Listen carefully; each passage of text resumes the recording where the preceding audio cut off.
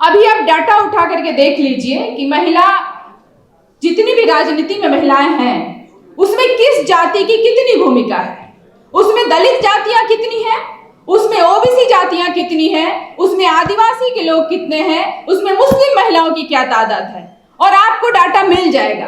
आपने पेश कर दिया महिला बिल, लेकिन जाति जनगणना को छोड़कर आप महिला बिल की बात नहीं कर सकते हैं।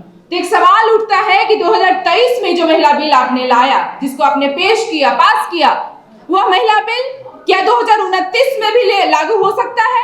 क्या उसके अगले लोकसभा या विधानसभा चुनाव में भी लागू हो सकता है? तो जवाब है नहीं, क्योंकि आप सीधे तौर पर सबसे पहले कास्ट सेंसस के पक्ष में आप कुछ नहीं कहते हैं। एक तरफ तो आप नारी की वंदना की बात करते हैं, मगर दूसरी तरफ आप देखिए कि मणिपुर में आपने क्या किया। सबके सामने वो बात जाहिर है। आपने महिला, जो हमारे साथी जिन्होंने खेल में हमारे देश को एक नया मुकाम दिया, आपने उसके साथ क्या किया?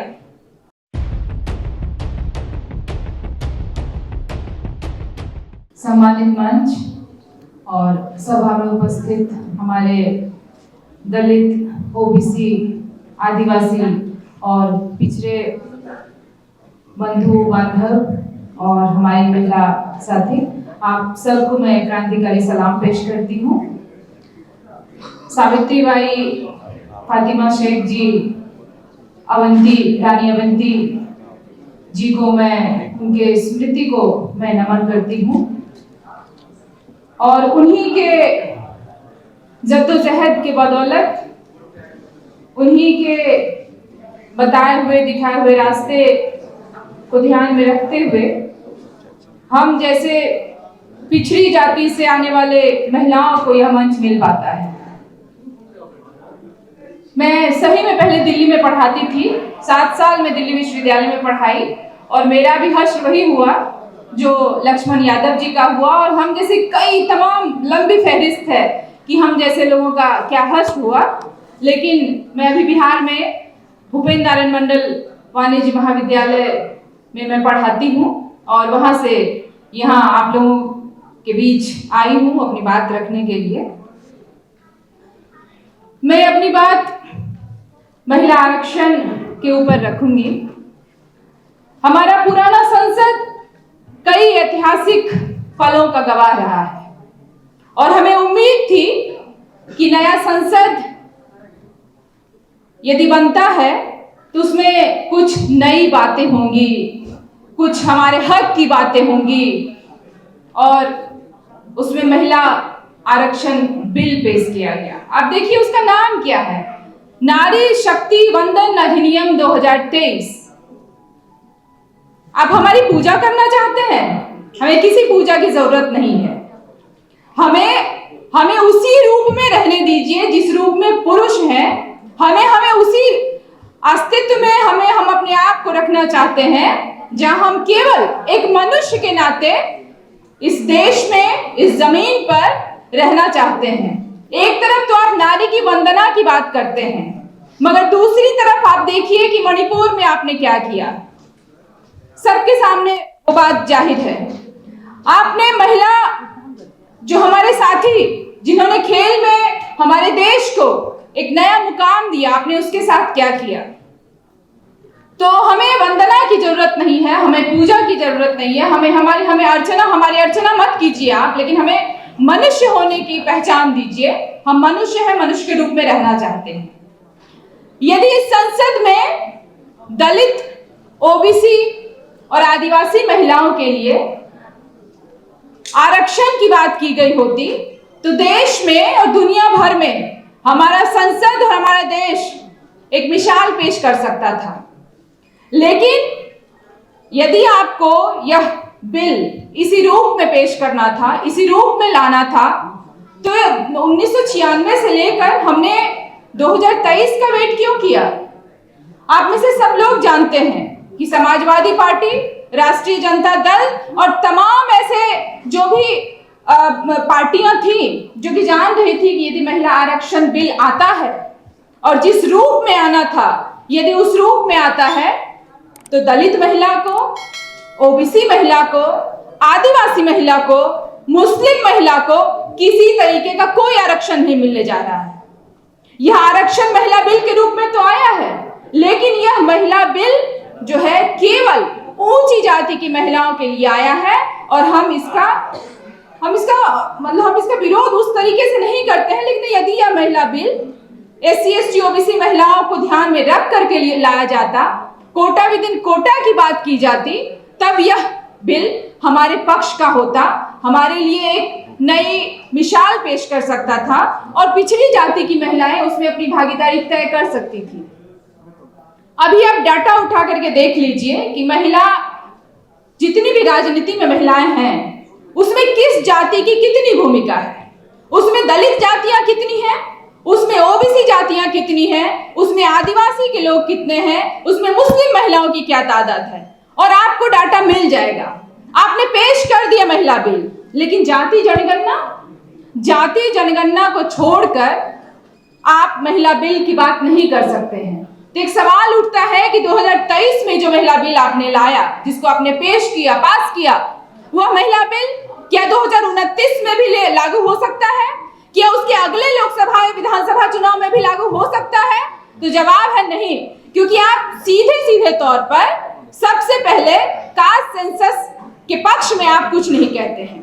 मैं बिहार से आती हूँ और वहां पर कास्ट सेंसस हुआ, और कास्ट सेंसस किस रूप में हुआ, उसमें कितनी असहमतियां झेलनी पड़ी वहां के सरकार को, कितने विरोध हुए, कितने कोर्ट केस हुए, और तमाम मुश्किलात के बावजूद वहां पर कास्ट सेंसस को सार्वजनिक किया गया। और हमने देखा कि किस जाति की कितनी उसमें भागीदारी है, किस जाति के लोग वहां किस तरीके से हैं। हमने देखा कि 10% लोग जो हैं वही उनके पास सबसे ज्यादा जमीन है, जमीन उनका, लेकिन जमीन में काम करने वाले लोग कौन? दलित, आदिवासी और ओबीसी के लोग। और हम जब उस फसल को उपजाते हैं, खेतों में काम करते हैं, उन्हीं फसल को आप बोरी में भरकर हमारे जो पिछड़े जाति के लोग हैं, जो कहते हैं कि जो एक खास जिनके पास पैसा नहीं है, उनमें यदि आप बोरी में बांट करके भेजते हैं और आप कहते हैं कि ये हमने राशन दिया है, उपजाया हुआ राशन हमारा, लेकिन नाम आप अपना पेश करके उस पर बेचते हैं, लोगों को, उन लोगों तक भेजते हैं। तो हम इन तरीके की चीजों का सिरे से विरोध करते हैं। और बिहार केवल कास्ट सेंसस ही नहीं, आपने देखा होगा कि यह जो हालिया जो विधानसभा सत्र था, उसमें आरक्षण को 65% कर दिया गया बिहार में। इसी के साथ साथ जिस महिला बिल की बात आप कर रहे हैं, जिस महिला आरक्षण की बात आप कर रहे हैं, बिहार एक पिछड़ा राज्य के रूप में जाना जाता है देश भर में। लेकिन मैं बहुत गर्व के साथ कहती हूं कि पंचायत निकायों में हमारे यहाँ 50% आरक्षण लागू है। सरकारी नौकरियों में हमारे बिहार में 35% आरक्षण लागू है। और पूरे देश के स्तर पर जिस तरीके से कास्ट सेंसस हुआ, जिस तरीके से महिला आरक्षण वहां पर दिया जा रहा है, पूरे देश को इसी तरीके से उसको फॉलो करने की जरूरत है। और यदि आप इस देश की आधी आबादी को नजरअंदाज करेंगे तो आपकी सरकार नहीं चल सकती है। 2024 में आप किसी तरीके से नहीं आ सकते हैं। और मैं अपनी बात खत्म कर रही हूँ मुनव्वर राना के एक शेर से कि एक आंसू भी हुकूमत के लिए खतरा है, तुमने देखा नहीं है आंखों का समंदर होना। बहुत बहुत शुक्रिया, बहुत बहुत धन्यवाद। सभी को मेरा नमस्कार। और मैं अपने सभी भाइयों के लिए धन्यवाद देना चाहूंगी कि हमारे इस कार्यक्रम को सफल बनाने के लिए वो काफी दिन से प्रयासरत हैं और आज उन्होंने सफलतापूर्ण उसको काम किया है। और मैं सभी से अपील करना चाहूंगी कि हमारे इस कार्यक्रम में जितने भी लोग, जितने भी पदाधिकारी, नेता और जितने भी लोग यहाँ आए हुए हैं, मैं सभी से हाथ जोड़कर निवेदन करना चाहूंगी, अपने घर की महिलाओं को साथ लेके जाएं जब कार्यक्रम में जाएं और उन्हें तैयार करें। जो हमारी बच्चियां हैं जो पढ़ गई हैं, सिर्फ उन्हें इसलिए ना पढ़ाएं कि अच्छा लड़का मिल जाए या उनकी शादी हो जाए। उन्हें पढ़ाने के बाद कोशिश करें कि वो नौकरियों में आए। और जो बच्चियां, जो बहुएं नौकरियों में हैं, मैं सबसे कहना चाहूंगी कि आप सब मिलकर प्रयास करें कि वो बच्चियां अपनी नौकरी कंटिन्यू कर सकें। और हम आरक्षण की बात कर रहे हैं, हम चाहते हैं कि महिलाओं को 33% आरक्षण मिले, लेकिन उसके साथ हमारी कोशिश ये भी होनी चाहिए कि जिस दिन ये मौका आए तो उस दिन ओबीसी समाज, ST SC समाज की महिलाएं निकल के आए, जिससे उनको इस चीज का लाभ मिल सके। अगर हम अपने घर की बच्चियों को, महिलाओं को तैयार नहीं करेंगे तो ये सारी मलाई जो हमने आज मेहनत करके बनाई है, या कांग्रेस पार्टी ने अपने स्तर पर मुद्दा उठाया और सभी लोगों का जो प्रयासरत है, वो सारी सवर्ण जाति की महिलाएं लेके चली जाएंगी। आपके हाथ कुछ भी नहीं आएगा। और मैं सभी से कहना चाहूंगी कि हम जब एकता की बात करते हैं, अधिकारों की बात करते हैं, तब सबसे पहले शुरुआत अपने घर से करें और अपने घर की महिलाओं को, पत्नियों को, बच्चियों को इक्वल अधिकार दें। जहां बेटे को पढ़ने के लिए बाहर भेजते हैं, वहां कोशिश करें कि अगर बच्ची है तो उसे भी पढ़ने में बाहर भेजें। और अगर आपको लगता है कि बाहर का माहौल असुरक्षित है तो उसे समझाएं कि क्या सही है, क्या गलत है। चार दीवारी में कैद करने से प्रोग्रेस नहीं होगी। आप सोचें कि हम सिर्फ विचारों में या बातों में या मंचों पे से बोले और परिवर्तन हो जाए, ऐसा कभी नहीं होगा। जब तक कि हम उस परिवर्तन को, उस विचार को अपने जीवन में नहीं उतारेंगे। और गांधी जी ने कहा है कि शुरुआत हमसे खुद से होती है। अगर आप किसी को मना करना चाहते हैं कि ऐसा आप ना करें, तो सबसे पहले आप उदाहरण आप स्वयं बने। तो मैं चाहती हूँ कि हमारे जितने भी भाई हैं, जितने हमारे नेता हैं, वो कोशिश करें कि जितने अच्छे से वो वक्ता है, उसका आधा भी अगर अपनी श्रीमती को या बच्ची को सिखाते हैं, तो निश्चित रूप से उनके जीवन की वो सफलता है। क्योंकि कहीं ना कहीं महिला पूरा घर संभालती है और सोसाइटी का एक रिफ्लेक्शन होती है। जैसी महिलाएं होंगी वैसा ही सोसाइटी प्रोग्रेस करेगी, क्योंकि पुरुष का एक योगदान सीमित होता है। चाहे वो कितने भी योग्य हो, एक टीवी रिमोट को छोड़ के वो काम करने नहीं जाएंगे एक निश्चित समय के बाद। शायद ये सभी घरों की स्थिति होगी, पर अगर महिला ऐसी है, उसका मन नहीं भी होगा, तब भी या तो वो कार्य करवाएगी, या नहीं करवाएगी तो किसी और से करवाएगी। शायद ही ऐसा कोई घर हो जहाँ कोई भूखे पेट सोता हो, चाहे वो महिला पढ़ी लिखी हो या अनपढ़ हो। अपने घर की जो जिम्मेदारियां होती हैं वो हर हाल में निभाती है। तो अगर वो महिला हमारे सदन में जाएगी, पार्लियामेंट में जाएगी या विधानसभा में जाएगी, तो निश्चित रूप से सोसाइटी का स्वरूप कुछ और ही होगा। तो हमारी कोशिश होनी चाहिए कि हम अच्छी महिलाएं तैयार करें, उनको अपने साथ उठने बैठने योग्य बनाएं। अगर लगता है कि भाई मेरी पत्नी तो मेरी ऐसी शादी करवा दी, वो तो कहीं जाने लायक नहीं, तो आप उसे तैयार करें। क्यों नहीं आप उसे ग्रूम करते हैं? ये कोई बहुत बड़ी बात नहीं है। 4 बार जाने के बाद शायद आप उतना अच्छा ना सीख पाए जितना जल्दी महिलाएं सीखती हैं। उनकी कैचिंग पावर बहुत अच्छी होती है। तो हमारी कोशिश होनी चाहिए कि हम उनको इक्वल अधिकार दें।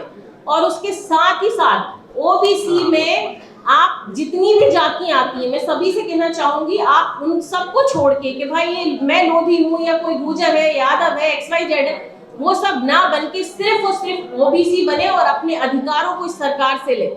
और अगर जितना हो सके तो ये जितने भी आजकल चल रहा है राम राज्य, हम उसका बहुत खुल के विरोध अगर ना भी कर पाए तो कम से कम जो लोग उसको समझते हैं अपने घर में तो उसको लागू करवाएं।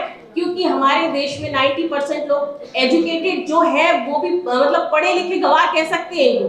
क्योंकि सिर्फ हम यहाँ पे भारत में जिस तरीके की शिक्षा पद्धति है, हम सिर्फ क्लास पास करने के लिए पढ़ते हैं, ना तो उस पढ़ाई को हम समझ पाते हैं और ना उसको कभी लागू कर पाते हैं। तो लोगों में अभी भी एजुकेशन बहुत निचले लेवल पे है। वो चीजों को शायद पढ़ लेते हैं पर समझने में और उसको अपने जीवन में उतारने में बहुत समय लग जाता है। तो ऐसे हम कोशिश करें कि अपने घर में इन चीजों को समझाएं कि क्यों गलत है और क्यों नहीं करना चाहिए। और जो भेड़ चाल चल रही है उससे हट के कुछ नया प्रयास करें। और मैं सभी से कहना चाहूंगी कि अपने बच्चों को पढ़ाएं। शिक्षा ही एक ऐसा बाण है जिससे आप इस बुराई को, ये जितना भी अंधकार है उसको चीर के अगर कुछ उजाला ला सकता है तो निश्चित रूप से शिक्षा ला सकती है। ऐसे में बहुत जरूरी है कि हम महिलाओं को और बच्चियों को पढ़ाएं। और मैं जितनी भी यहाँ पे महिलाएं अपना घर का काम छोड़ के समय निकाल के आएंगे, मैं उनको सभी को धन्यवाद देना चाहूंगी।